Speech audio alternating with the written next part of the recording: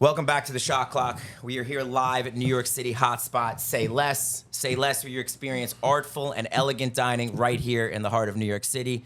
Today we have a very special guest today. We have New Jersey's own. The 7th pick in the 1997 NBA draft, but most importantly around these parts, former New York Knick. Yep. Tim Thomas, thanks for joining us, bro. Anytime, brother. Thank you, brother. Thank you. Anytime. So before we even get to anything, we wanted to give you a little merch for you and your wife, get you a little something. Oh. So we got you a little couple sweatshirts over here. That's Nice. part of the brand. So, Nice. listen, you can't turn down free merch. You never know what to do with it. Exactly. Yeah. So that's for you and the lady. Definitely appreciate Hopefully it. they're big enough. Oh yeah, this is definitely. Yeah. Sad to say, I might not get a chance to wear either one. Yeah, too small? No. Okay. I mean, it's just a lot of females in the house. Right, so that's my true. wife's gonna Yeah, get one. Fine, that's fine. And then, having 3 daughters. Yep, Yeah. I got you. We have a couple But I extra too. We appreciate. can, Oh, okay. we Well, can there throw it to you is. too. Yeah. Yeah, there it is. Appreciate it. All right, before we jump right in, a lot of people, I want to educate some of the young folks out there, okay? Because a lot of people know that you were one of the great high school players ever in this tri-state area. But I think what a lot of people don't know is that you were ranked ahead of Kobe. Right. And if this, you correct me on this, I think it wasn't until you got hurt that he jumped you for that #1 spot. Isn't that correct? Yeah. So coming up, Kobe was obviously a kid that grew up internationally. Yeah. Right. So he wasn't accustomed to U.S. style of basketball. Right. So when he got here, since the 6th grade, I was ranked the #1 player in our class. So when he got here, the powers that be, I just think that they thought it was good for him to kind of get a feel for this game. We're playing with a guy that's already elite, in that class. So he was coming. He was definitely coming up the charts. He was chasing because that was just his mentality. But once we got together, man, it was just totally different. Yeah. And the year of our junior year going into our senior year at ABCD camp, the Adidas camp, I was playing against Jermaine O'Neal the first night. I had to dunk the ball and tore off my fingernail. Oh, damn. So the rest of the week I couldn't play. So Kobe was on a team with a guy that was one of my teammates in high school, and he was just doing what Kobe does. And then it became that, what do you like? You like say less, or you want to go across the street and get something different. You know what I mean? You want some Italian food. Yeah, Right, exactly. So it became that. But I think the thing that, most of the time when it's a big and let's say a small or wing, and when it comes to the style of play and what people are looking for, most of the time they're going to take that guard first. Right. Because back then, bigs was back to the basket, blah, blah, blah. But my game was so different. It was like the stuff that he was able to do, I was doing. You were the Right. first kind of Yeah. your kind, really, Right, of the right. 6'10" skill Yeah. set, playing like a guard. Yeah, Were you technically a big in high school though? Like, did they play you as a big in high school No, because of I your didn't size? have a position. I didn't have a position. You were just stepping Obviously, out I and doing whatever. started the game as center, jump ball, Right. blah, blah, blah. But as the game went on, because I could do so much, it was just like, all right, let's play. Once the ball went up tip, whether I got it or not, it was like, let's just go. Yeah, because And now that's you just- would be like prototypical for today's Right. game. Right, Your right. size and skill set is Ladies exactly and what everyone's looking gentlemen, for. Yeah. What you see now is what I was. 6'10", shoot, hands Exactly. up, blah, blah, whatever. Yeah, You so know? they probably didn't know what to do because you're playing like what Right. Kobe would be playing like, but Right. you're Yeah. 5 inches taller than him, 4 inches taller than him. Yeah. Fun fact, because I also saw that you played and you went to 5-star basketball camp. the best camp You may ever. not know by looking at me, but I actually played and went there too. Yeah? Yeah, I did. I played Where? 2 years there. Where? I went in Pennsylvania. Okay, yeah. Obviously Howard Garfinkel and, Yeah. and the whole thing. And Yeah. the funny thing was there was one story that I'll never forget. The first day I was there, I think John Calipari was giving a a speech, and those speeches like 2 fucking Yeah, hours yeah, long. yeah, yeah. You, So he was giving a speech, and Howard gets on at the end, and he says, this is a very important speech because I heard something at a different camp, and they said, you got to eat a lot of carrots because they make your eyesight better. I've been eating carrots for 45 years, and I can't see shit. yeah, those So he's coaches. like, that's why you come to 5-star. Yeah, yeah. So- 5-star was my first time going there, man. I took the bus up with all the New York guys. First time meeting Steph and Sham and so many different names. But that experience, just the bus ride alone was like, what am I getting myself into, right? Where did you play? Which Pennsylvania. Pennsylvania too, yeah. Yeah, Pennsylvania was the first stop. In the cabins in the woods. Yeah, Yeah, yeah. so I forget the name of it, but I do remember that. But the bus ride up there was like it was different. And then getting there, you know, I was an unranked kid. No one knew nothing about me. They just seen, you know, oh, he's kind of tall, whatever. Let's see when he gets there, you know, type thing. So the bus ride up, I'm kind of seeing like how things are going, like how Steph is being treated and how certain guys are being treated that's already been there that have a little name, right? Like Felipe Lopez and guys like that. St. John, shout out. Right. So that's my guy too. Mira. New York City product too, I think, Yeah, right? yeah, definitely. So once we get on campus, it's like, you know, these guys are getting treated with like the utmost respect, and, you know, other campers is excited to meet them and blah, blah, blah.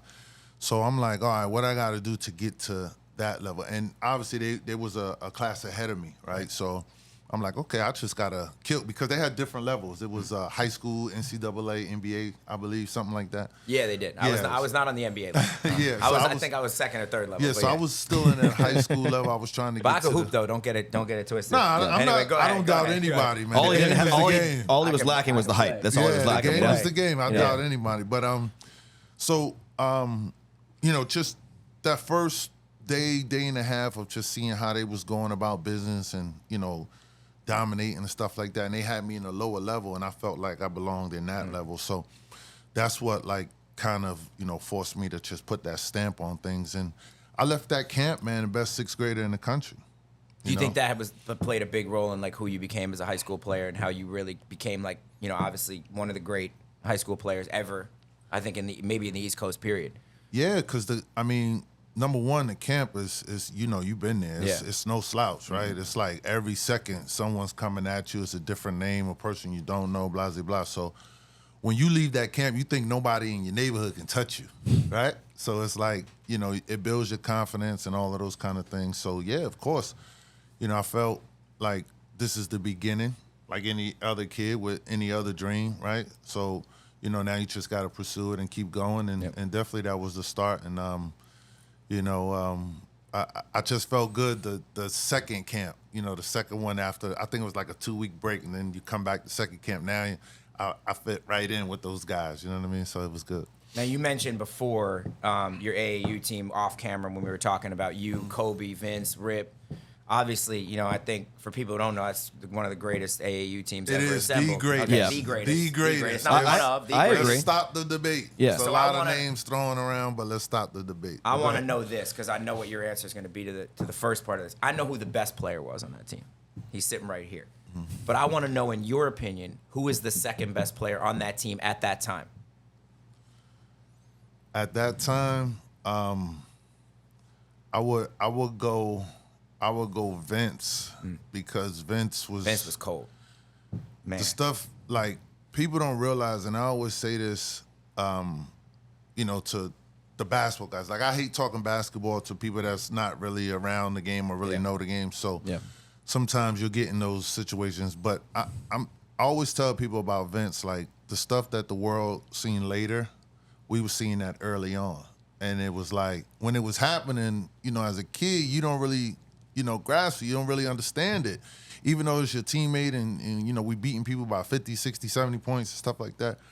But just the way this guy was moving and flying and, you know, elevating. Did you think that was like normal? Like when you were coming out, like were you like, all right, there must be like, this is what must guys do at this point?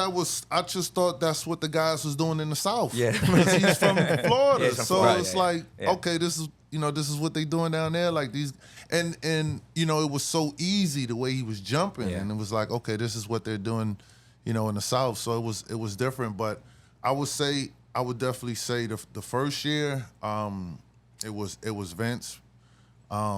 And then obviously that second year, because we had a 2-year run. So that second year, definitely Kobe was, you know, his mentality was just totally different, you know.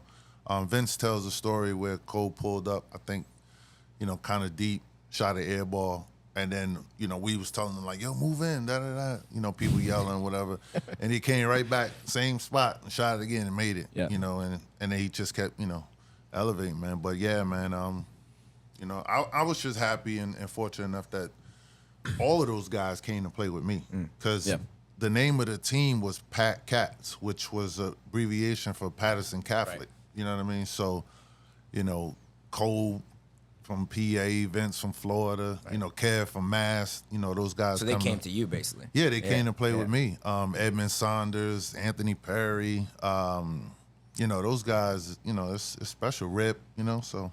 Yes, and you know the moral of the thing is don't tell Kobe what not to do, right? Because then he going to double down No, on it. Yeah, and he's tell him, "Don't always do it." I already knew where that story was going when you started telling it. Bean always been that way, man. Yeah. Always. Did you have a feeling that all three of those guys are going to be really good NBA players when you were playing with them in high school? Or was it just like you thought they were really good, they were coming to play with you, and then as they blossomed, they got better throughout college? Or obviously Kobe went straight to the pros. But did you think like at that time we were all going to make it to the NBA? Yeah, yeah. I mean, just the way we was running through the competition, right? So, you know, everywhere you go is going to be guy bigger than you, stronger than you, faster than you, whatever. But, you know, sometimes and a lot of times your skill set just takes over, you know. So we were so skilled, man. It was unbelievable, man. Like, you know, most of the time, like myself in high school or any other person, right, that's been successful within the game, you know, in high school you by yourself, so you're that guy. So you got to go get 40 and 20 or whatever, right? And then now in college, you know, guys are packaging up, making the super teams. But back then it wasn't really like that. I mean, there was a few, Kentucky, you know. Yeah. Right. I played against them my freshman year. They had 8 pros. Yeah, I know. You That was the what I mean? Nazi So, Muhammad, yeah, Derek yeah, Anderson, they had 8 Ron pros, Mercer, I but- think was on that team. That was a damn good team. But normally, you know, you go through this thing and you kind of competing everywhere. You know what I mean? So Was there one of those three guys? Like, obviously, all of them turned out to be perennial all-stars, you know, Hall of Famers. Was between Vince, Kobe, and Rip, did any of them surprise you with how good they were as NBA players? no, because that's what we seen early on. Yeah. You know, we all was blessed with that talent to play the game, and we all had that drive to get there. You know, so no, man, none of it surprised me. And you know, the thing about, you know, the professional level, you know, people always say politics and all that kind of stuff. No, it's the placement. It's like where God places you at that moment with the brothers that you're going to be with for 6-8 months to, you know, chase that ultimate goal. So, no, everyone, you know, put in the work and you know, did the things early on to get there. So, no, it was, you can tell, man, like everyone was D1 material. Right. And I then thought after you may that, say it was Rip like, because Rip obviously doesn't have the size and athleticism. I thought maybe he developed later, but he was Rip tough at that point Rip too. was a dog back Yeah, then. No, yeah, I mean, yeah. listen, back then it wasn't how it is now, where you could hide kids from the shoe brands. Yeah. And Right. no, Right.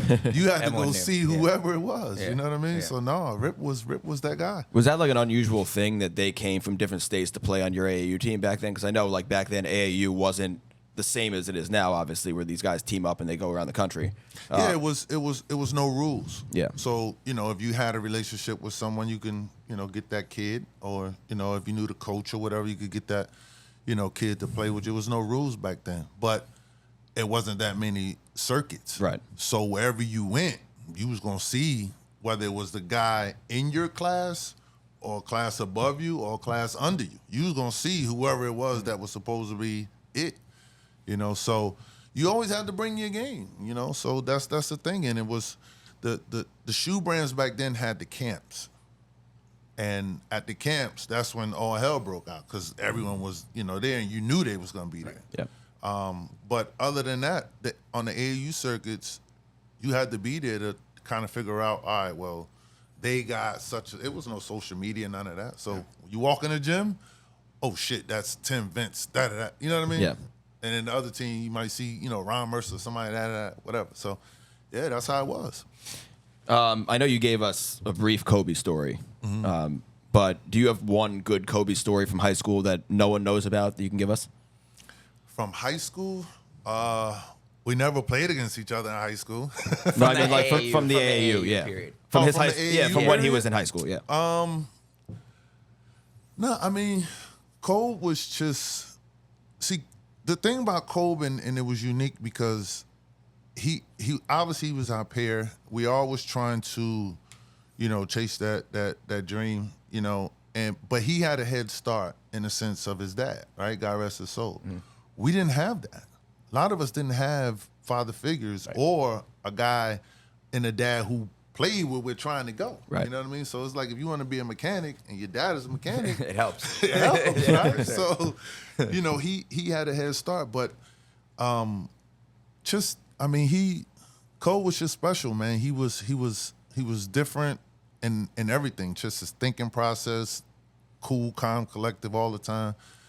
You know, and that's why Jack always said, like, everyone wanted to kind of take pictures with him doing our McDonald's All-American run and stuff, because you kind of felt that glow around him. Right. You know what I mean? So he was like magnetic from that standpoint. Yeah, definitely.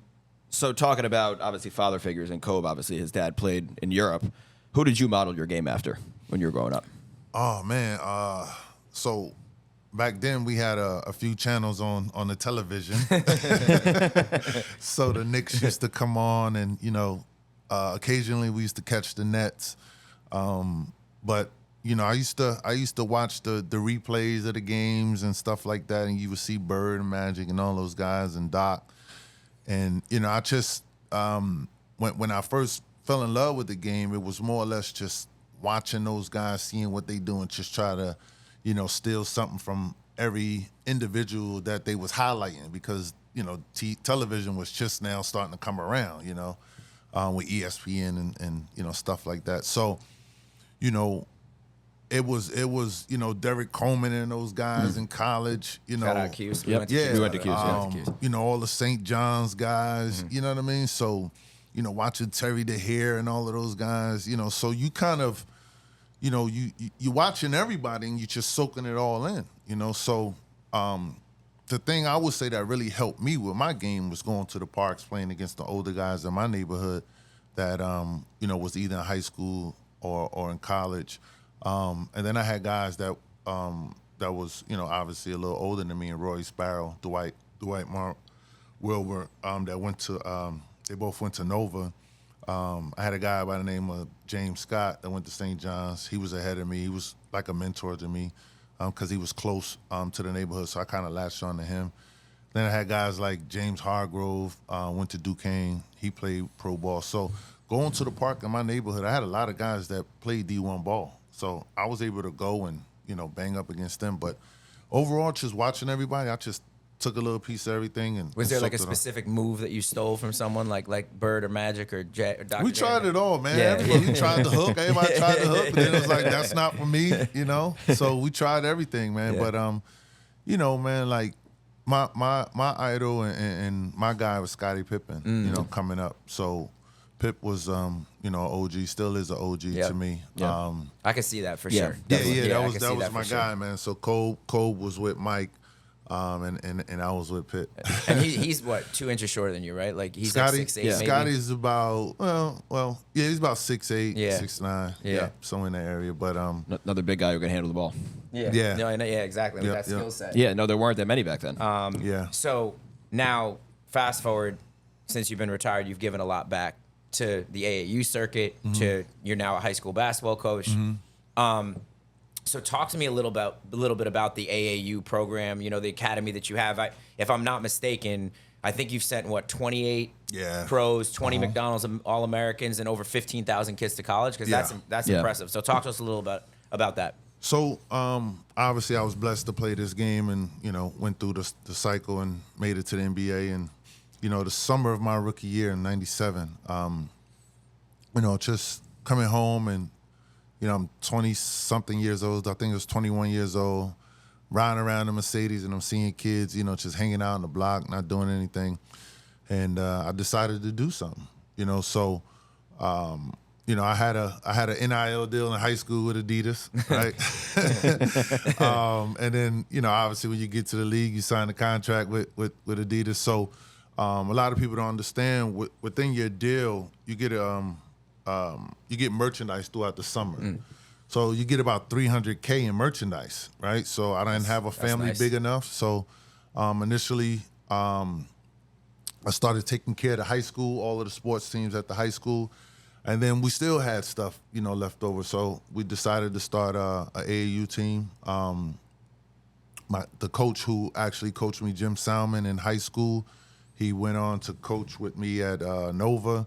And then when I left to go to the league, he left Nova. So me and him decided to start the players program. So it just grew, man. And, you know, the kids came through there. We, you know, started having success, you know, with the younger kids that came through the program, and 20.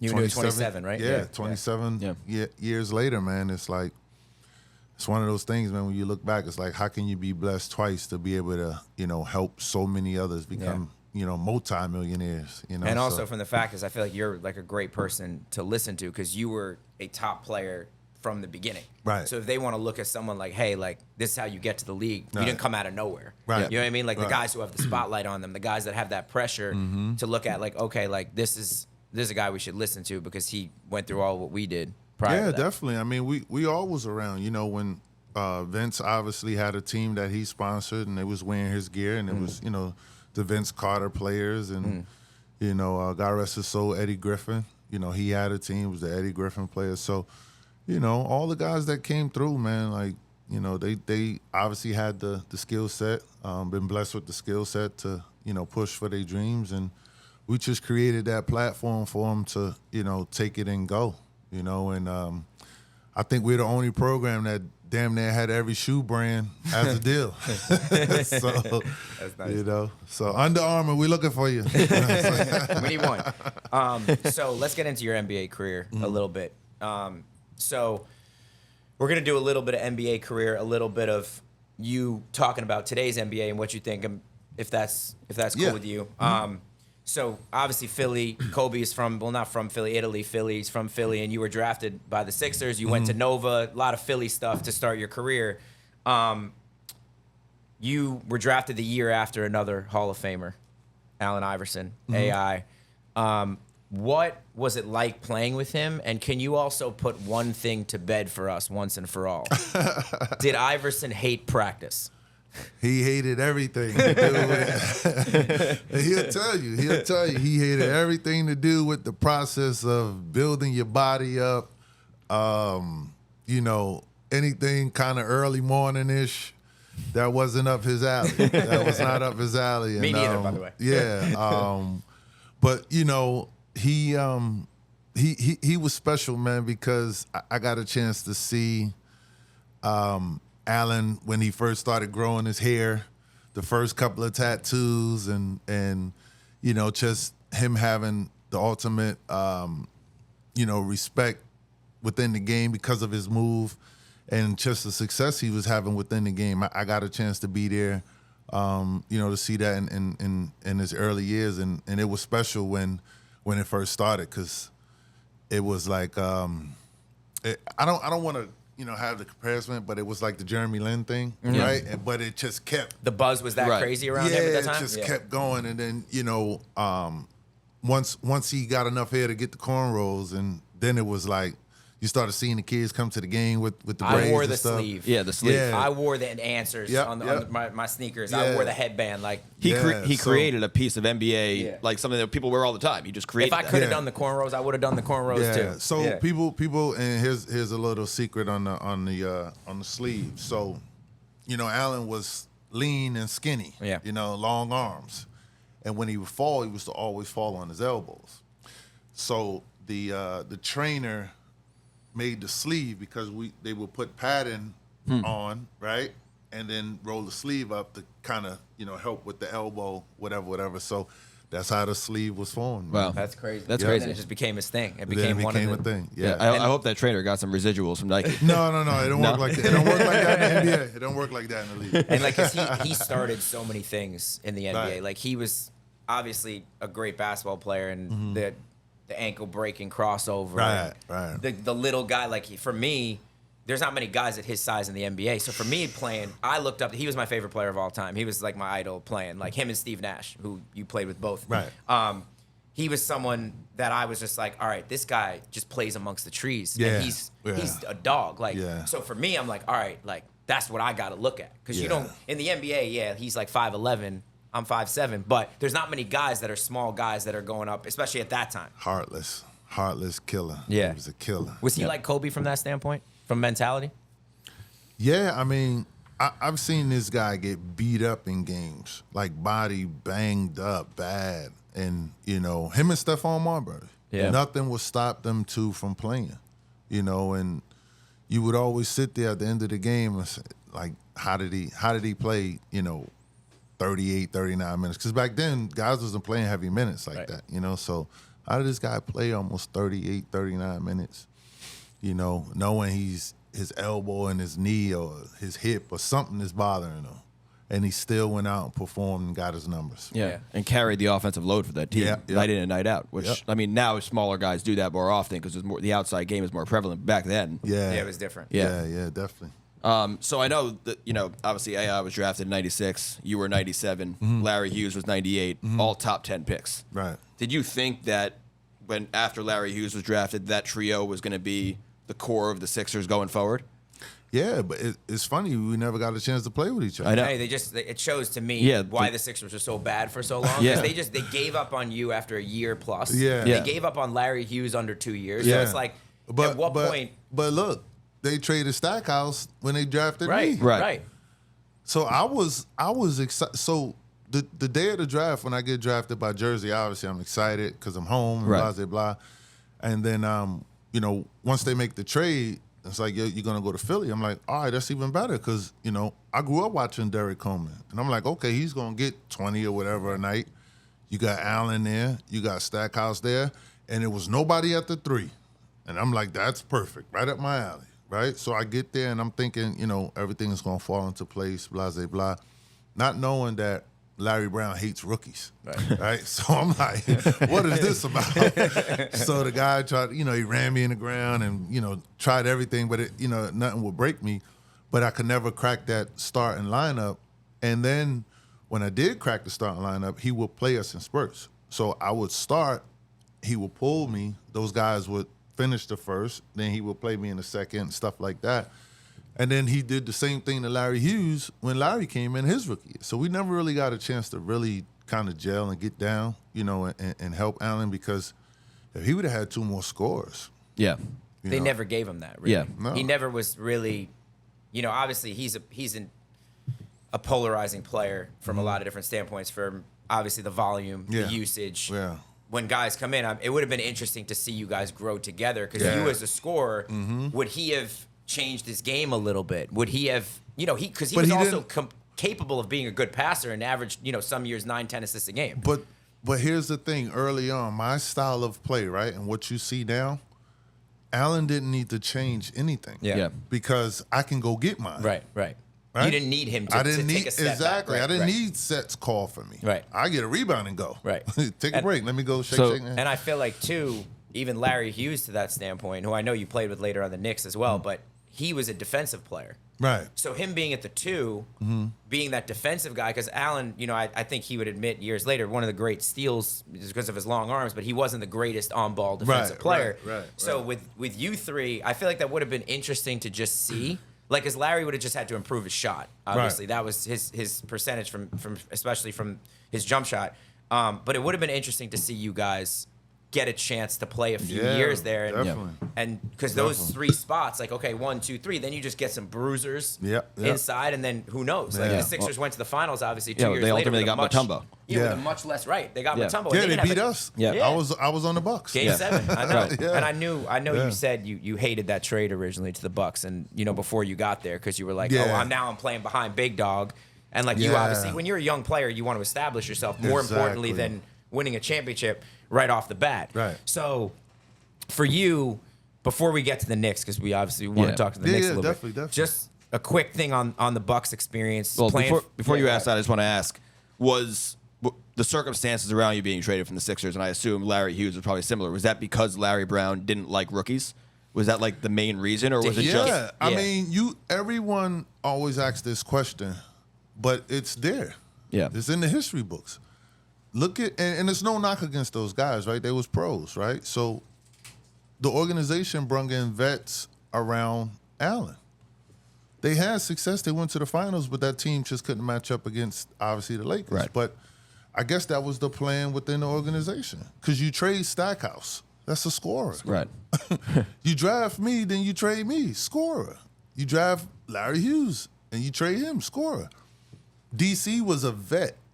So I don't know where he was at money-wise within years or whatever. Right. So I'm sure if they would have had a chance, they probably would have traded him, Yeah. And and as obviously it's been well documented, AI had a lot of issues with Larry Brown until they made the finals, really. Like, Yeah. he was riding him pretty much as much. And I think when you look at the history of basketball, you don't win championships with one scorer on your team. It's just never happened. Never. So Never. you got to have multiple guys that can put the ball in the hole. When Yeah. you get to those big series and you're playing the top defenses, yo, TT, go get me a bucket. Yeah. You need that. Yeah, definitely. So just real quick on the Bucks. Obviously, that was a very talented team as well. You had the revenge series in 01.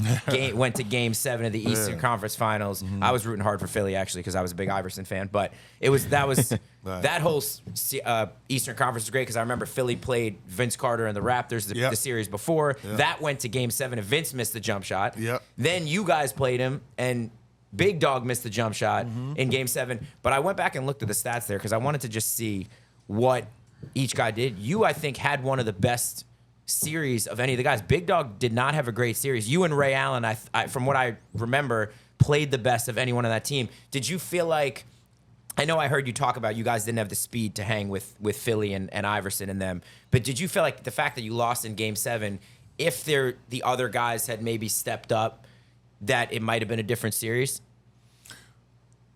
Of course. I mean, it's not a. I mean, fan base see it differently, right? But the structure of the team within the organization was designed and set the way it was for us to be successful, and that's just what it was, right? The league back then was different. It's not about, if you're a money guy, meaning if you highest paid, you're gonna take the most shots, blah blah blah. It was structured off of who has the most success and who can be more consistent on the court. So our structure was, obviously we had Sam Cassell. He was probably the best mid-range scoring guard in the league. And then he would post smaller guards, right? Then you had Ray Allen. Ray Allen was establishing himself. Everybody know he was a great shooter. He was athletic. And then you had Big Dog, who was also one of the best mid-range guys and low post guys, right? So I was the young pup. So that series, the thing that hurt us in that series when Scott Williams got fined and couldn't play in that game, because he was the guy that had also that 15-foot range and he would knock it down. But I wouldn't say the stepping up aspect of it, because the way we played and the way it was structured, we got the shots and the things that we wanted, right? So even that last play with Big Dog, like me and Big Dog used to, go at it all the time because I was trying to get his minutes and, I was a young guy, right? But I know even as a player, it's like that's our best opportunity for our best player to score in his spot. You know how players talk about getting to your spot? Yeah. Back then it was so physical. You used to fight to get to your spot, and then you would score once you got to your spot. And Big Dog got to his spot. It was his shoulder. He took the shot that we wanted, missed the shot. Yeah. Now we all felt like we was the more talented team, obviously, because we had guys that could put the ball in the basket, and they had veteran guys that was basically playing around Allen. Yeah. Aaron McKee was a factor as well, but they as a unit, they did what they had to do, to beat us. But stepping up and things like that, no, that was just the structure within our system. But I can say this: I felt like every single night back then I had a mismatch, because those power forwards was really centers. Right. Yeah. You know what I mean? So I had, with the game that I had, I could go around them. If they give me space, I'm knocking down threes, blah, blah, blah. So I always felt like I had a mismatch. But was it up to me to make the call? Like, George, give me the ball. I got Tyrone Hill guarding me. I'm going to go around him, and I'm going to force the Kimbe to foul me because I'm going to try to dunk the ball. Right. Yeah, that was my mindset. But all right, no, we're going to give it to the vet Big Dog, and he's going to get his shot, and we're going to live with that. And listen, for a young player to go from Larry Brown to George Karl back to back, that's a lot. Two Carolina guys. Yeah, Yep. Two Carolina and two coach-nosed, coaches. That's like, a lot of guys, they're not giving you a lot of freedom. Well, the one thing I can say about George, and a lot of people get, they can kind of get mad at George now, because he just speaks his mind. He always been that way. Him and Melo. Yeah, obviously. also, Yeah, all those guys, right? But George always been that way. And when George traded for me, he was like, look, I know you don't want to be here and you're going to play behind Big Dog and blah, blah, blah. But he was like, trust me, you're going to play. I know your skill set. You're going to play everywhere. You're going to play 1 through 5 here. I was like, what? It's like 1 through 5. I said, like Magic? He's like, yes. I said, all right, now you got my attention. Right. And truth be told, I mean, if you go back and you can, Google it, I'm guarding Allen off down screens. I'm starting the offense, bringing it up, getting Ray Allen or Sam involved or whatever it may be. So he allowed me to do that. So ultimately, you like playing for George Karl. George was great to play for. He was great to play for. I didn't have any issues with him other than it was a playoff series, and everybody knows during the playoffs everything is heated and tight. Yeah. And we had a disagreement on, not necessarily play. I think it was on time. Like, why did he pull me? I think I had it going or something, Right. then he pulled me or something like that. Yeah. But I mean, George has been nothing but to me. So. You heard that he pulled Tim Thomas in the playoff series. Yeah. You heard that here. More fodder for Melo. Go ahead. No, obviously, I know you were a Knicks fan growing up. We're big Knicks fans. Right. I assume you're still a Knicks fan. I know you're an ambassador for the team. Of course. I'm like a kid in the garden, man. Yeah. I'm like a kid in the garden. So unbelievable. When you got traded to the Knicks, were you really excited for that? Because I know the Knicks. First time, by the way. Yeah, the first time. Yeah. The Knicks were up and down at that point. They had come off a good 90s run. The early 2000s, they were a little up and down. Were you excited to get that opportunity to play for the Knicks, play in the Garden? What was your mentality going into that? So I'm going to tell you how it went down. So me and my wife went to, because back then All-Star Weekend was like 3 days, right? It wasn't a week and whatever they get now, right? So it was All-Star Weekend, and my wife's birthday is around All-Star Weekend. So we went down to Miami, and we checked into the hotel that we're gonna stay in or whatever. Just get some quiet time or whatever.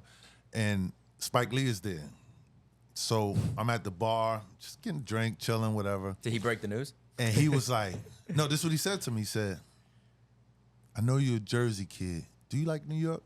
What you mean? Like, anybody that know you live in Jersey got to go to New York for everything. Right. That's what the action is at, right?" So I'm like, "Yeah, what you mean?" So he's like, "I think you're going to be a Knick." Right? And this is All-Star Weekend. So I didn't even tell my wife because I didn't want her to start. You know how ladies get, they start, Yeah, "Oh my God, what's going to happen? We got to move the kids from here." Da, da, da, da. So I didn't even tell her. So I was like, let me see how this is going to play out. So I always, wait about 2 weeks. So All-Star is over. I go back to Milwaukee. We play a couple of games or whatever. And I think we ended back up in Jersey for a game. And it was around the same time as my daughter's birthday. So I'm at my daughter's birthday party. And that's when the news broke. Wow. We were supposed to play the Nets the next day. Did Spike call you personally? No. The front office. I feel like he should have. He should have come full Yeah. 100 and just. there was no just call- sham, there was no shams and Woj back then, so you had to get it from the front office. He came to the press conference and he was like, "I told you," that little smile. "I Yeah. told you, I told you." But yeah, that's how it went down, man. And Was it like big time playing in front of Spike for you, like as a player? Obviously, come at Nova, I'm sure you played at the Garden a few times too. Like, did you Yeah, relish it that, was- like playing it your home was- games there and playing in front of Spike? it was different. It was different. I mean, to have a chance to play with Steph, Right. we grew up together. I know his family, his brothers. Excuse me. So that was exciting, and both of us getting to experience that at the same time. It was unreal. It was unreal, and not just Spike, but just being in New York, living in New York, all of those things, and playing in the Garden 40 times a night. Was that like? Was it it's different everything. playing in the Garden than other arenas? Did you notice that as an opposing player too? Like, tell everyone out there that's never played there, like what that's like. What the difference as is. an opposing player, it's Broadway. You come in here, you want to showcase your talent to whoever's watching, the celebrities, whatever. So it's a special building. So you're always going to get your best effort in that building, right, from opponent players. So that was always our thing. Like, oh, we going to the Garden. All right, if someone got it going, let's let them get it going. Right, Because let 'em what's cook. the chances of someone getting 40 or 50 or whatever, Right, or breaking someone's record? Got to let them cook, let them Right, go. Right. So But on the flip side of it, playing for the Knicks, you don't really realize that part of it because there's so much else going on. You know what I mean? And as a kid that grew up from Jersey and having an opportunity to play in the Garden, like it took me at least 2 weeks to kind of get adjusted to just the aura of the building. Now, when the ball go up, that's different. Yeah. But warm ups, you're not focused. You all Right, you looking all up. over the Yeah, place. exactly. It took Seeing me who's about- there. Yeah, it took me about 2 weeks to kind of get a feel of the aura of the building. So yeah, it was special, man. Does that allow you, though, once you get used to it, does that allow you to bring it every night on a different level? Like, because I know you go to some arenas and they're like half full. Is that a harder thing to get up for a game when it's half full in the arena versus someplace like the Garden where it's just electric from the beginning? Atlanta is a beautiful city. But we used to go to Atlanta and be like, yo, what is going on here? And they had one of the best arenas. It was a brand new arena at the time. We was like, what is going on here? But yeah, it is. I mean, but as a player and as a group, especially when every year is different, so you don't know what's going to happen. It could be an injury to stop you, whatever. So, every game is special. It's like NFL, right? It's like any given Sunday. Every game is special, so no matter if it's a packed house or not, you still got to get to it, because you got to, You got to find a way to motivate. Yeah, you got to find, So, but yeah, it's always a good thing when you can play in front of some damn people. Yeah, like I see teams go to Charlotte these days, and it seems like a sad state of affairs. Man. No offense to Charlotte. Yeah. No offense to them. We love you, Charlotte. That 03-04 Knicks team. I know you guys 4 games under 500, but made the playoffs. Mm-hmm. That was a crazy group of egos that were on that team. Yeah. You had, McDyess was on that team for a while. He was traded at the deadline. You had Stephon Marbury, Penny, Vin Baker, Mutombo. Yeah. What was that locker room like? It was a vet's locker room. It was cool. It wasn't like every locker room I've been in. It's been cool locker rooms, not nothing that was like, you got guys that just flat out hate each other and you got to spend months with each other. Never been that. It was cool. It was a vet locker room. Like guys was into their thing and you knew that in the locker room, with their pregame stuff or whatever. But honestly, for me, I was just so thrilled to be home, man. Like the small stuff like that. Like when you're in Milwaukee, you pay more attention to it because there's not a lot going on. Right. Yeah. But in New York, it was like I didn't really focus on that as much. But all the guys was cool, man. And it was interesting because besides Steph and you, a lot of those guys were past their prime. Right. The Vin Bakers, who was a really good player back when he was with Milwaukee and Seattle. And then you had Penny. Yeah. Penny was cold back before he had the microfracture surgery. Yeah, I know. What was he like? Was there anything he took? Because obviously not the same position, but he was a big point guard, could do a lot of things with the ball, was kind of generational for his time. Did he teach you anything? Did he tell you anything when he was with the team? Yeah. All the time. I mean, even H2O, Allen Houston. All the time, man. It's like, when you're a young player, and I say young in the sense of years, 3 to 5 years, that's still kind of young, And then back then, you got to realize the game was physical. So it was things that they would show us to kind of help us with the process of getting from spot to spot. Because there was a lot of holding and grabbing and things of that nature. And then, with him, with Penny, it was always the next step ahead because he's seen the game, differently. Right. Being a point guard and being athletic and stuff like that. So I was more of a bigger body, bigger version of that. And he would try to show me guard-like things to kind of get from one spot to the next spot with making your body small in different, situations. So That's fine. yeah, man, you always pick up different things from guys all the time. The crazy thing about that team too is, and you look at what the game is today. You guys had 5 centers on that playoff roster. You know, between Vin Baker, Mutombo, Kurt Thomas, Nazi Muhammad, and Sweetney, who is really a hybrid. But if you think about He would now, be a center in today's game. he would be like that would never happen. And you could add me in that mix. So the Knicks Nets series, I know you got injured in the first game, and then that became the famous feud with you and Kmart. Now we're in 2024. Would you still want to fight Kmart? And if yes, would you want to be the undercard for the Tyson Jake Paul fight in November? Nice. That would, if we could make that happen, would that be on your list? I mean, you could put anybody in that spot. You know what I mean? If the check is right. Me and Kmart. This is a funny story, right? So me and Kmart, we had our thing. But long story short, we was neighbors. Oh wow. We was neighbors. I didn't realize that. In, Wow, that's crazy. in California. So his wife and my wife was having a baby at the same time. We had the same doctor. Wow. We had the same dentist. So it's like This is not going the direction. I yeah, thought. we went to the same grocery store, same gas station. So I think with that whole situation, obviously me getting hurt, the way I got hurt. And you guys didn't have Houston already for that series. Right. So, for me, I was frustrated because this is my opportunity to play in the playoffs, about the Garden and stuff like that.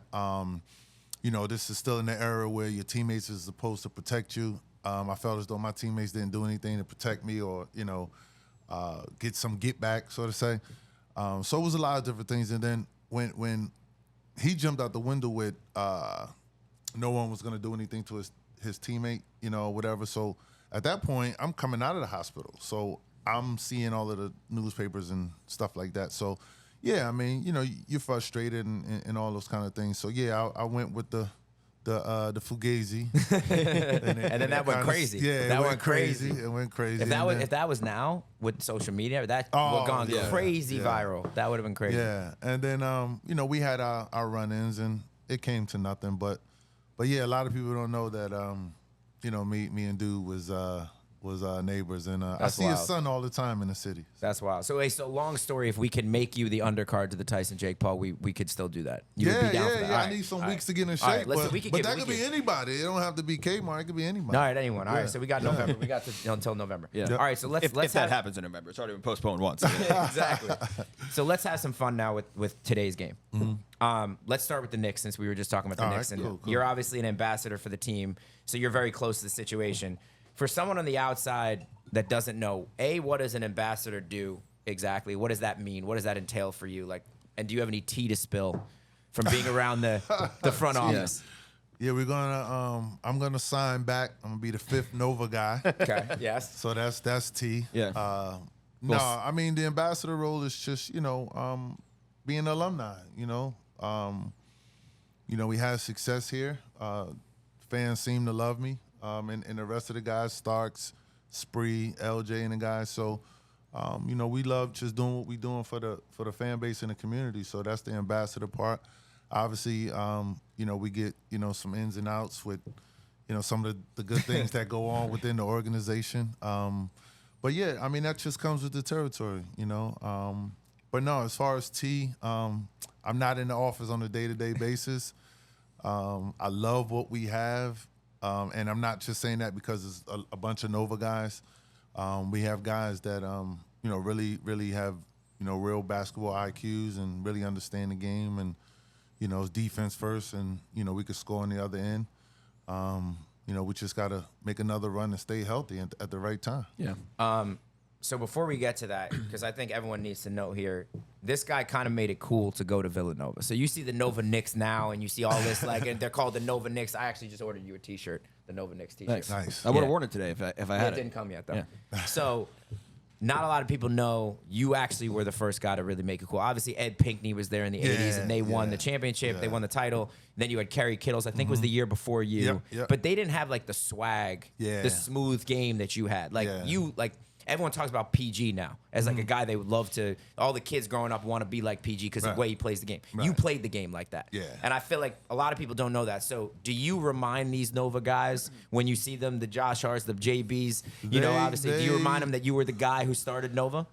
Those kids are smart kids. They understand. They know. Yeah, man. I mean, it was an exciting time for me. You know, back then to have all those different choices. Right, I had every option: NBA, any college. You know, and then you know, to pick Nova because Lapis was going to allow me to play the 3. That kind of drew me in. You know, and playing with guys like Alvin Williams and Jason Lawson that was, you know, on the draft board. Right. So I'm like, all right. Was Celestin on that team too? Yes, Celestin was on that team. Malik Allen, Brian Lynch, TJ Cowett. I'm missing some guys. I know I am, but love y'all. But yeah, Lapis allowed me to come in and play the 3, man, and that was a thrill for me. But yeah, it was some things being the number 1, you know, recruit that I kind of got away with. Obviously, I didn't take any funds to go there, Right. because I could have just went pro if I was, you know, in dire need. Were you close to going pro? Was that a like serious consideration for you? Yeah, it was. I always wanted to be top 10. So the '96 draft, the first team that was going to take a high school kid would have been Charlotte. So they took Kobe. Yeah. Yeah, so I always tell people if I would have been in that draft, history, you know, could have been changed. And they said, "Oh, why you wasn't going to stop Kobe from being Kobe?" No, I didn't say that. What I'm saying They just is, might have taken you. Yeah, they might have. If they would have took me, and let's say Boston would have drafted Kobe, they wouldn't have traded Kobe. Right. That would be crazy. Yeah. Kobe You know what on I mean? Boston I'm instead just of saying, LA. well, any Crazy. team, Atlanta, Chicago. I'm glad you know said what I mean? Boston. Like, Yeah. Yeah. so when I say that, people be like, "Well, you wouldn't have stopped Kobe from," like, no, I'm not saying that, Yeah. idiot. But you know what I'm saying is, you know, if another team would have took him, maybe they wouldn't have traded him. Yeah. But yeah, I was considering going pro definitely, because everything was on the table. Right, my senior year, I'm sitting in high school with a $15 million Adidas deal on the table if I would have went pro. And then obviously wherever you land back then, the money you make. So I always wanted to be top 10, and that was my Now, that was my goal. I wasn't going to ask you this, but I'm curious as to your thoughts as being a kid who was, you know, could have gone pro, could have gotten, you know, money, and now with the NIL and the way it is now. Yeah. Are you a fan of the NIL now? And if not, or even if so, what changes or tweaks do you think you would make to it?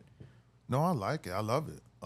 It's kind of actually it's great for the kids because, you know, a lot of parents are putting forth money, and sometimes you would say in the wrong places with AAU and trainers.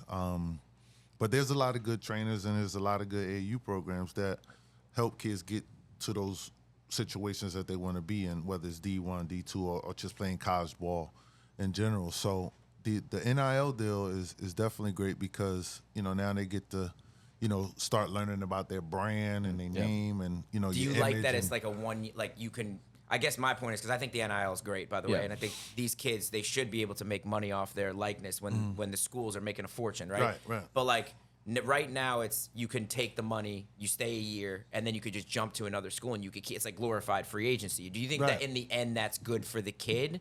Would you rather it be like one of my thoughts was It's not maybe, good for the kid. Maybe sign a 2-year deal unless you go to the NBA. If you want to go to the NBA, you can go at any point. But a 2-year deal with a specific school, so you can't just jump from school to school. Or any contract, any Yeah. length of contract. Yeah, I think as far as kids moving year to year, I had this conversation with Rick Pitino, and he was like, college basketball is college sports in general is going to be terrible because now every year that program has to build a new culture, Right. Because kids are moving all over the place. And then as far as for the athlete, it's like now you have to go from system to system. So you might do well in one system, then you go to the next system. It's a great You know point. what I mean? Yeah. So it's risky, but I mean they're moving for the money, Yeah. right? I mean, So- my brother and I argue about this because I see it his way, but at the end of the day, the coach can just up and leave. And Yeah. obviously, like, coaches recruit you, develop a relationship with them and their staff, and you get comfortable with them. So if a coach can just leave for more money at any point, I think the players should have that same freedom. Yeah, I mean, but it's a trickier situation for the player. You know, like I Yeah. just mentioned, the coach is going to go coach. The player still has to, you know, develop, you know, and produce. You know, so yeah, I mean, it goes either way. It's opinion based, but I think it's great that the kids are being able to capitalize on it early. I wish I was in this era. Yeah. I mean, I probably went to school for 6 years. I feel like most players would say that. Right.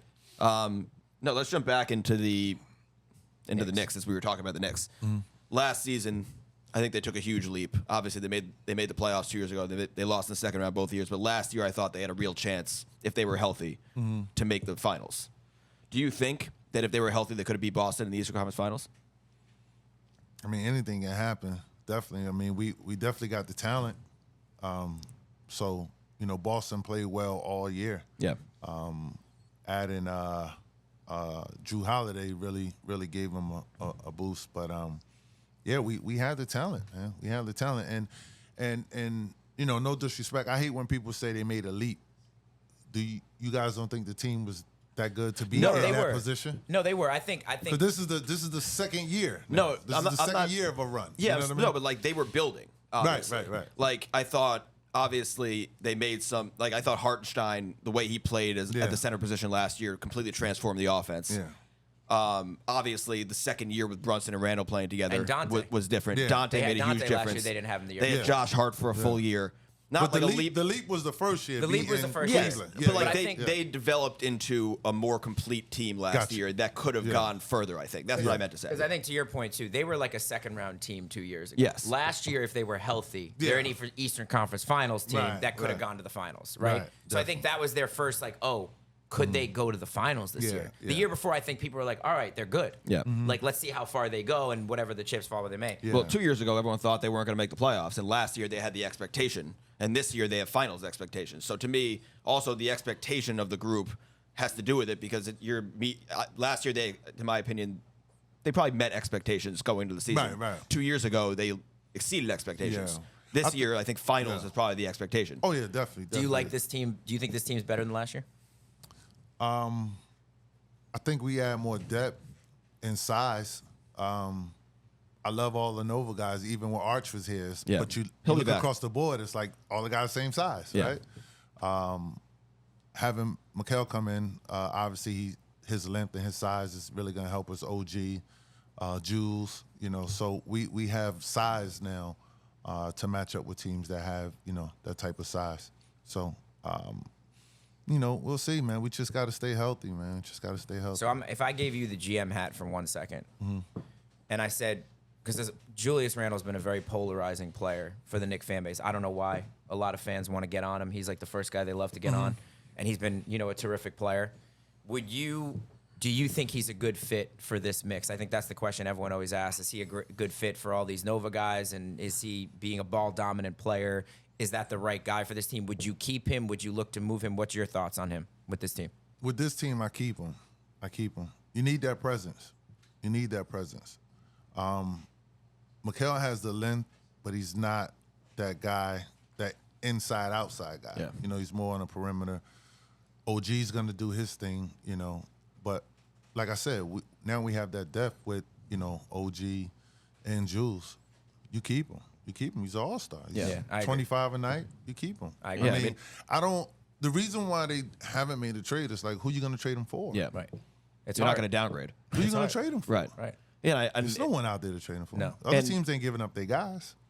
I also think people, I know it was a relatively small sample size, but after the OG trade last year, what they did in that 1 month that Randall was healthy, where they were just wiping really good teams off the court, Right. night in and night out. I think that actually is kind of symbolic of what they could do this year. I don't think it was that small of a sample size. I think that just finally found a wing piece that fit with that roster Yeah. better than. I mean, I love RJ Barrett. I think he's a great player. He just Right. didn't fit with that roster the same way that OG Yeah, does. definitely. I mean, to keep the GM hat on, I would look for a scoring big. I mean, but that's hard to find. Give me a name. A name?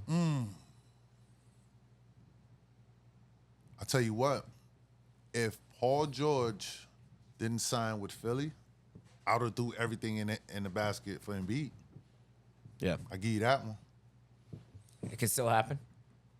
I know, obviously, that Philly don't- looks Less strong likely. now. Less Yeah, likely. yeah, less likely. But he's the type of player. Yeah, he's the type of player. Do you think scoring bigger? You think Karl Towns would fit that bill? That's another one. Another Jersey kid. Yeah. Yeah. But that would have been the move I would have made, right? If Instead of Mikal, you mean? Or No, I would add to have it. went, yeah, to add to it, definitely. Because you need that 7-foot scoring Big big. yeah. All right.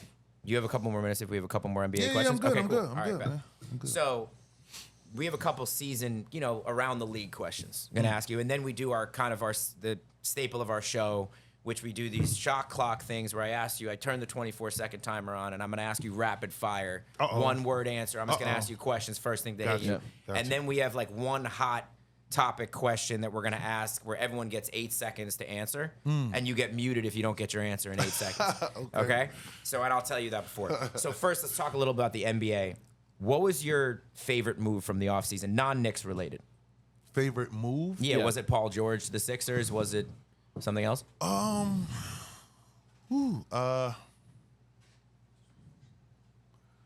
mean, a lot of teams made moves. For me, our division, our league, right? So it has to be the Paul George situation to the Sixers. It has to be. Does that elevate them, you think, to Definitely. title contenders? Yeah. Definitely. I mean, Maxey definitely turned the corner. Embiid is Embiid.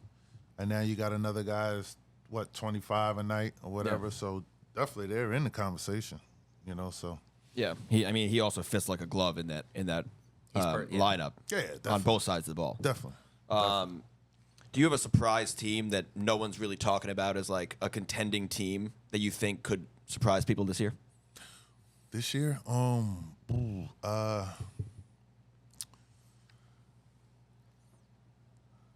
of tough. I like to see what you want me to keep it east and then go west? Whatever you want. Either one. However you want. I like to see what the Lakers is going to do. Okay. I think, obviously LeBron's getting a little older. I want to see if AD is really going to start being AD and, control that team or take over that team. So you think he should take the reins and be like, I'm the guy at this now? Point, I think LeBron wants that too. He keeps does. asking for it. Yeah. Is AD capable of that? Is that in his personality? It could be forced. It could be forced because you could just go to him more. You could give him more minutes, things of that nature. It could be forced, but he has to want it, obviously. So out west, I would love to see what the Lakers is going to do there.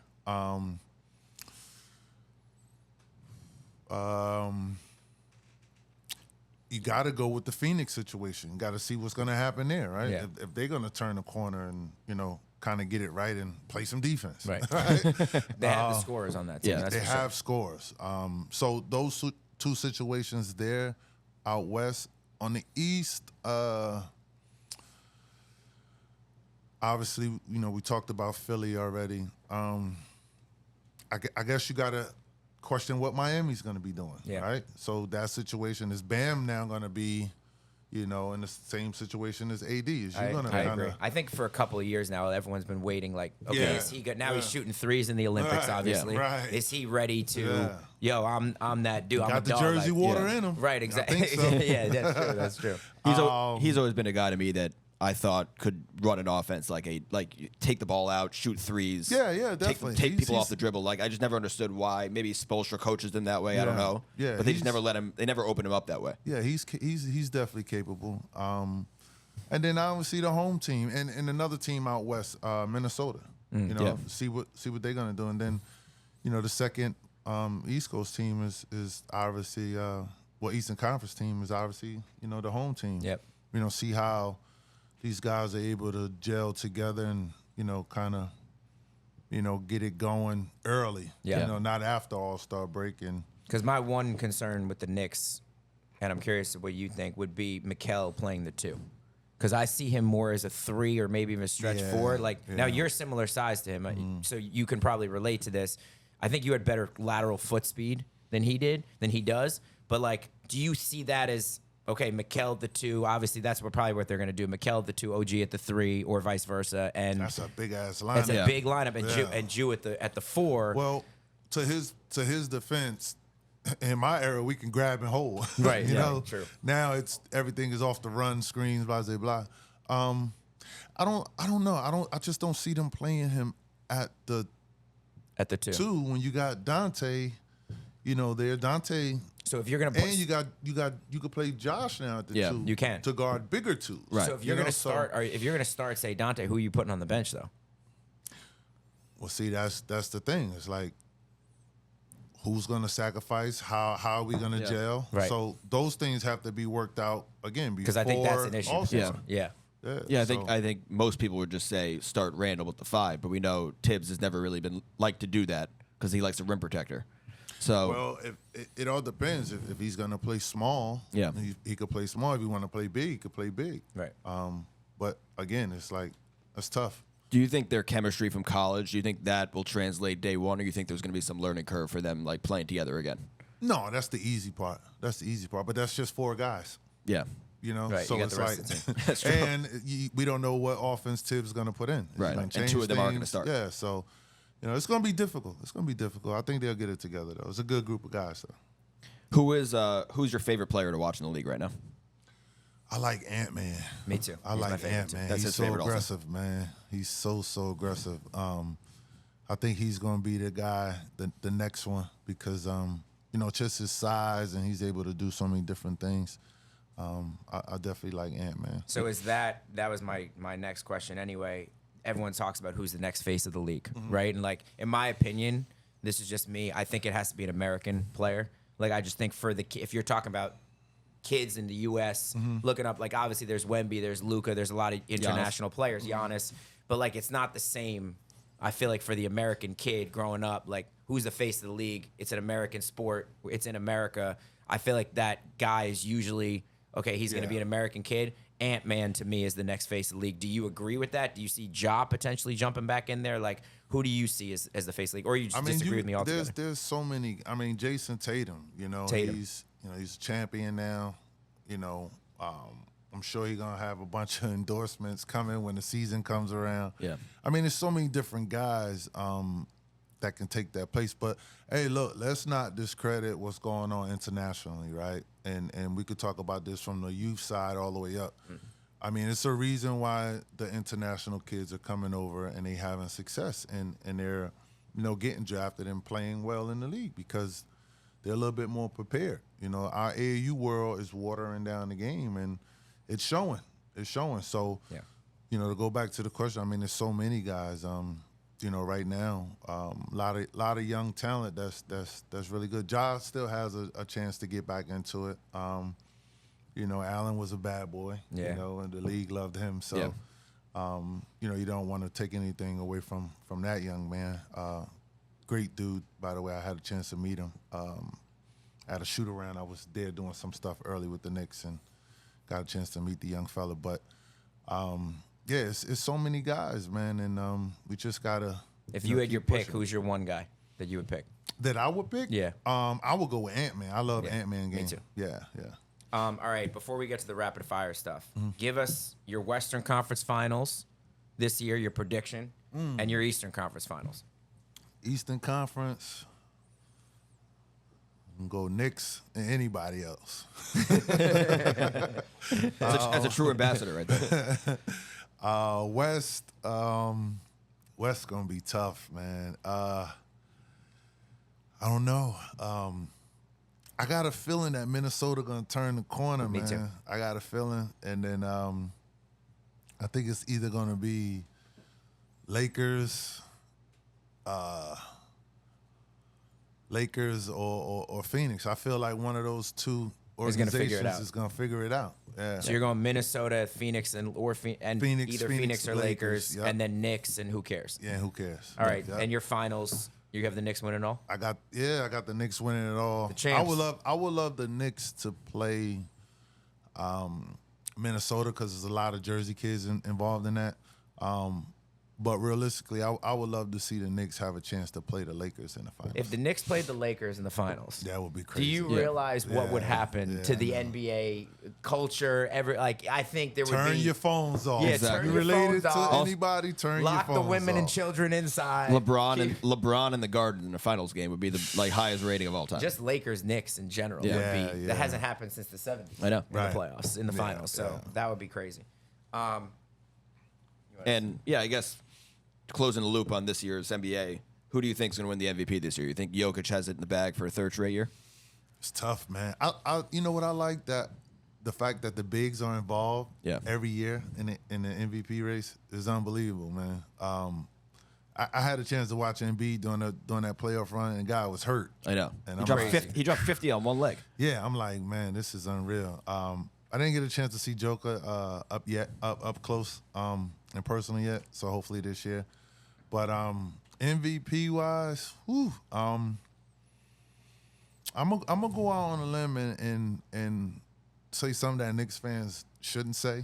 Obviously, outside of J11 on our squad, I'm gonna go with Tatum. I think Tatum going. You think this is his year? I think this is going to be his year because of everything that done happened with the Olympics, and I just think this is going to be his year. Okay. Now we had a bit of a take on socials that drew up a little controversy. Oh yeah. Yeah. We so after the Olympics happened and Steph obviously went crazy with the game against Serbia and then the shots against France to win the gold medal, we said that it moved Steph into our top 10 all time because of the gold medal game. And I actually said I put him ahead of Kobe now. Is that crazy to say? That's your opinion. I agree. That's what makes it fun, right? Like, all the your Kobe stands are like getting on me. I'm like, I have Kobe in the top 10. I just have Steph a little ahead of him now. That's your opinion. I because I love the game and I respect everyone that came before us and all of that. Like, shout out to my OG Spencer Haywood. Like, I had the opportunity to meet him and have some drinks for him, and we still talk and stuff on social media. But you got to pay respect to everyone before you, and all this stuff, the barbershop talk and stuff like that. Like, it's all opinion based. You know, so like people talk about what team would have won, the dream team or this year's team. You're right? never gonna know the answer to that. It's like, and I tell people all the time, I'm like, the game was physical then, and people talk about well, the dream team just had MJ and Bird and Magic. Yeah, and I'm like, they had Ewing. They had Patrick Ewing. They had Karl Malone. David Robinson. They had Charles Barkley. Who was going to guard Barkley? Right. Yeah.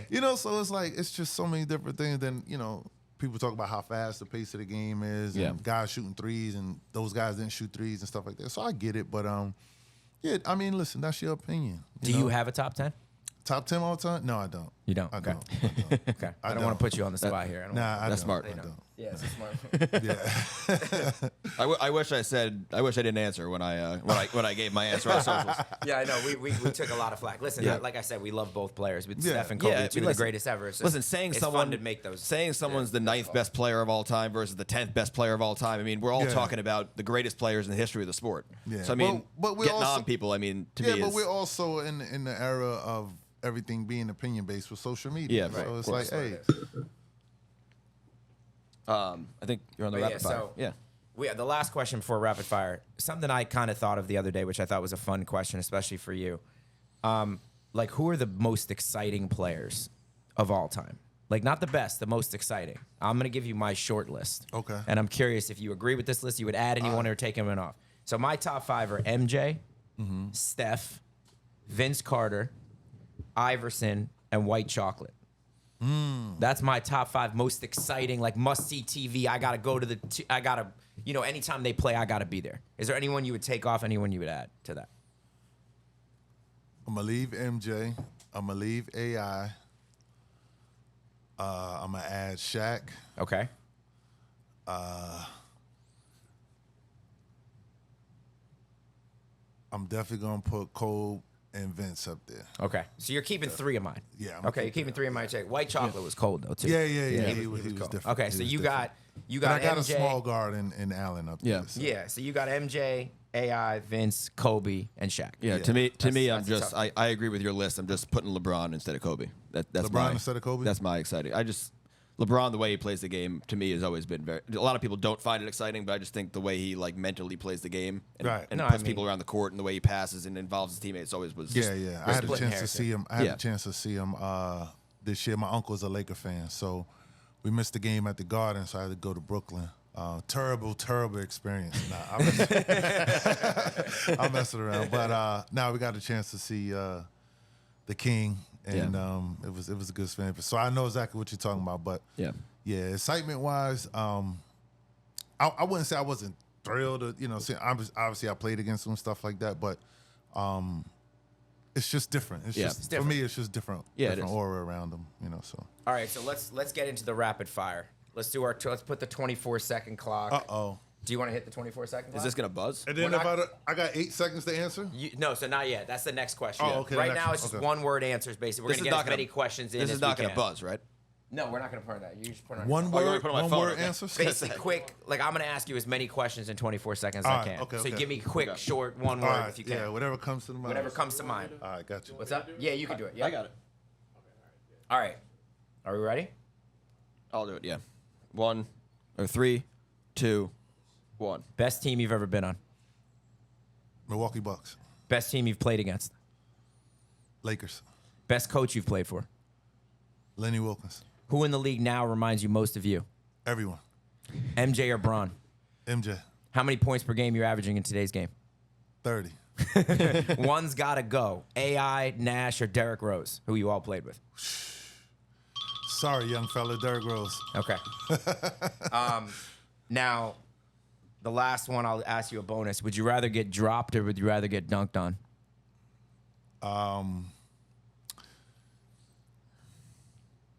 I'd rather get dunked on. I agree. And the reason why is because you showing your aggression to go attempt to block Right. the shot. At least Yeah. you went for it. Yeah. Like you get Yeah. dropped, you're just getting your ankles broke. Getting Yeah. dropped means you're tired, off balance, blah. And I tell kids this all the time.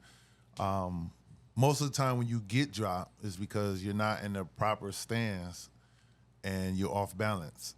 Or you're either tired and don't want to come out of the game. So, it happens. But to all the kids out there, any sport, you get tackled extremely hard, guy hits a home run off of you, you get dunked on, whatever the case may be, it's just sports.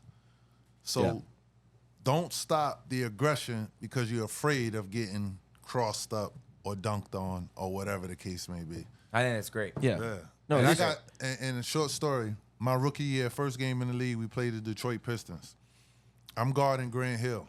I'm so worried about Grant Hill. 3 straight possessions. I got dunked on by Don Reed. Some of you guys probably don't know who he is. He went to Georgetown. He's about 6'7". I'll give him 6'7". And I got dunked on the same play 3 times in a row by Don Reed. Because you were too worried about Grant Hill. Because I was on the weak side and I was supposed to be shading closer to the basket, but I was kind of like hugging Grant Hill because I'm thinking all of the action is going to be for him when he's running off screens, blah, blah, blah. Now, remind you, Grant Hill's 6'6", 6'5". I'm 6'10", guarding a smaller, quicker man. So I'm trying to stay closer so I can get off the screens. But not knowing I'm the last guy in a defensive rotation. So as the pick and roll is happening, he's rolling, I'm the last guy. I'm supposed to meet him early. I'm meeting him late, which is at the rim. I never played that position on the court. I was always up top. You saw weren't it plenty I of did. I times. saw it plenty of times. Yeah, I saw it. I was Yeah. just always So- up top. I was always the guy. I was like, Yeah. all right, V, Yeah. guard the smallest guy. Exactly. No, So- I mean, I never understood the people getting made fun of for giving an effort to try to block a dunk. Like that to me is like you're giving the effort. The more you get punched on, It's it's social just, media it's now. No, social I know. media. Like You to know, me, no it's one like wants to be I'd the rather guy. that than just like you slide underneath it to try to knock it. And I think So- you made a great point. It's like to the kids out there, you fail before you succeed. Oh, yeah, all right. the And that's time. what that's like a microcosm of that. You're gonna lose before you win. Like you can't just win. You're always gonna have those small. MJ talks about that all the Yeah. time. Like how He missed plenty of shots. Got cut from his 10th grade high school team, right? Yeah, like yeah. you're gonna before you become the greatest, you gotta obviously fail. So, all right. So here's the last thing before we get you out of here. This is our shot clock question. So it's a hot Nick, question. wanna You do get 8 seconds to answer. Basically, I'm gonna start and I'm gonna ask the question and I'm gonna say, all right, your 8 seconds starts now. You're gonna go first since you're the guest. You don't start until he'll kind of point to you. And when he points to you, you start talking. And you Okay. get 8 seconds, and then he'll tell you when your time's up and you're All right, muted. gotcha. After that, and then we'll answer the question after you. All right. All right? Yeah. Well, no, you gotta get the I'm going to question, do the yeah. intro first. Yeah.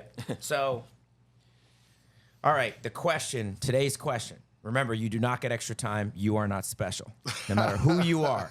Okay? 8 seconds. Who's the best player that Tim Thomas has ever played with? And for the people out there, he's played with Dirk Nowitzki, AI, Steve Nash, Ray Allen, Stephon Marbury, Derrick Rose, Baron Davis, Amari Stoudemire. I'm missing a couple guys, but I tried to get the big ones out there. Yeah. So that's your basic list. That's just so you're talking about NBA player. Yes, NBA, not in high school or AAU. NBA. You don't even have to hit the button. Okay. Your 8 seconds starts now. Steve Nash, Why? 2-time MVP. Said he doesn't There even you need go. 8 seconds. Damn, this show's a fail. All right. All right, I'm going to give mine. Ready and go. I'm going AI because he was my idol. He's the reason I played the game, and he's one of the greatest ever. You can't go wrong with any of those names, but I'm going Bubba Chuck.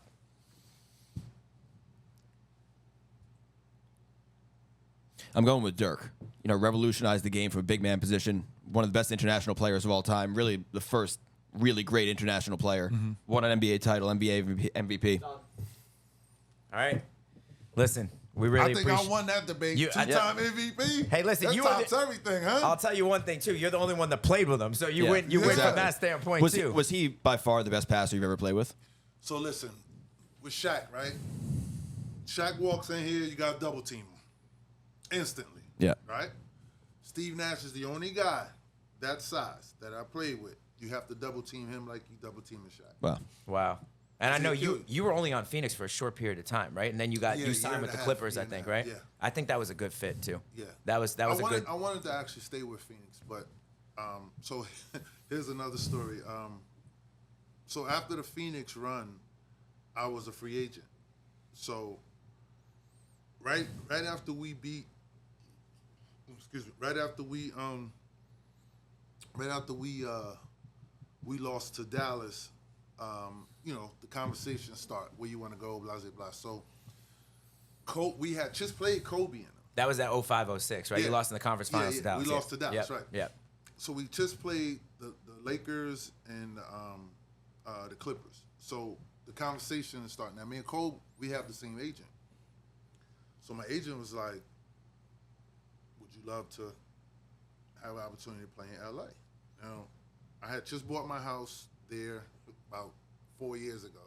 So I'm like, yeah, that's the destination. One of the two teams, right? Getting a little older or whatever. So I'm like, yeah. So I had put in the work to receive a decent, contract. So Phoenix wanted to offer me 3 for 15. The Lakers was offering 4 for 24. So me and Vermatovich was free agents at the same time. We basically had the same type game because we was in the same system. Mike Dunleavy had him shooting threes and, all of that kind of stuff. And that's what I was doing with Phoenix, stretching the floor. Right? So they had an interview with him first. So after the interview, they called me and was like, we didn't think the interview went well. We're going to call you tomorrow. So I'm like, all right, cool. So that night, Cole calls me. Yo, man, we got to get this shit done. Fuck that. That motherfucker soft. Man. I don't want this on camera. Soft. Man. Fuck that. We got to get this shit done. Da, da, da. So I'm like, all right, cool. So matter of fact, you could play this shit. Yeah. Well, that's what Kobe would say. Yeah, Everyone knows Kobe that. shit. Yeah. Yeah, that's Kobe shit. So the next day, the front office had the conversation with Romanovich, whatever. So I'm going back and forth with Phoenix because I'm trying to get that extra year. So they like, no, we got to take care of Barbosa and D-Howe first because they're younger. Right. So I'm like, all right, I respect it. Blah, blah, blah. I said, listen, if one of those two don't sign, give me another day or two, and I'm going to see what else is out there, and then I'll come back to you guys. So they was like, all right, cool. So in the process of me talking to Phoenix, the Lakers done the deal with Vermatovich coming from the Clippers, right? And Cole calls me. He's like, yo, what the fuck? What happened? And I'm like, I was trying to make it work, blah, blah, blah, but they told me wait till today, which was the next day, but it was early morning. But they was having a conversation with Vermatovich, and he had signed already. So I was literally about 15 minutes away from signing to go play with Cole, Wow. Lamar Wow. Odom, Wow. and, Wow. and the Lakers. And you went to the Clippers. And I instead. went to the Clippers Wow. instead. Yep. So, What could have been? well, yeah, it's Yeah, what crazy could've when you been, think right? about it. Yeah, and they obviously they could have used you on that team too. Yeah. Yeah. last thing, and I want you to plug your RDX. Anything else you want to plug before we get out of here?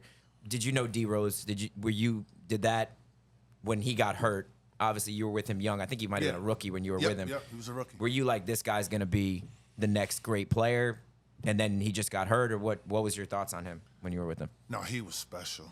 D Rose, young D Rose was special. He had a high basketball IQ. He was super athletic. He was fast and strong, right? So you don't really get that combination a lot. Yeah. And his game, it just spoke volume, right? And I didn't like the way I believe Scott Skiles at the time was trying to hold him back, because a younger player that has the strength and the ability to play at that level, it was still a little physical, to be able to get to where he wanted to, you have to let him go. You can't structure the offense and try to have it where you're calling something like it's college or high school every single time down. Right. Sometimes you just got to let the animal out the cage, you know? And Scott didn't realize that until the playoffs. We played Boston the first round, and I think Derek had 50 or something that first game or whatever it was. I'm not sure, but I know that first game he went off. And I remember the night before at the hotel, he came knocking on the door, and he was like, OG, what is going? Because this was his first playoff game. Right.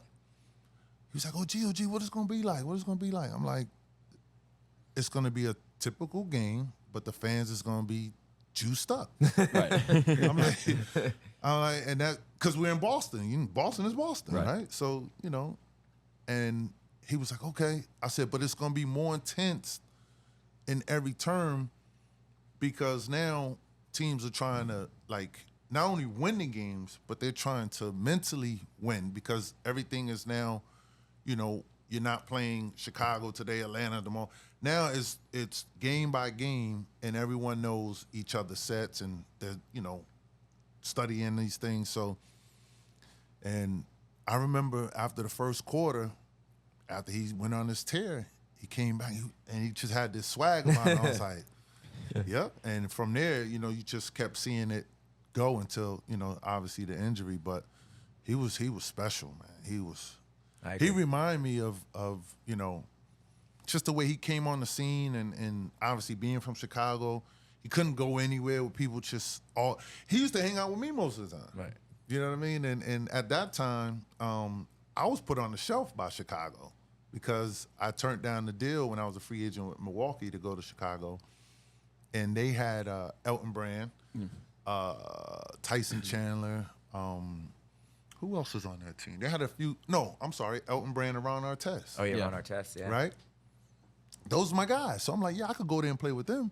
But they got rid of those guys. So it was no one there. And this is after MJ and all the guys. Right. So there's no one there. So it's like, yeah, I could go there and take more money, but my chances of winning is slim to none. They was going after myself and Eddie Jones. Eddie went back to Miami, and it was a wrap. I said, I'm going to go back to Milwaukee. So when I got to Chicago, they basically shelved me. I wasn't playing. They didn't want me around.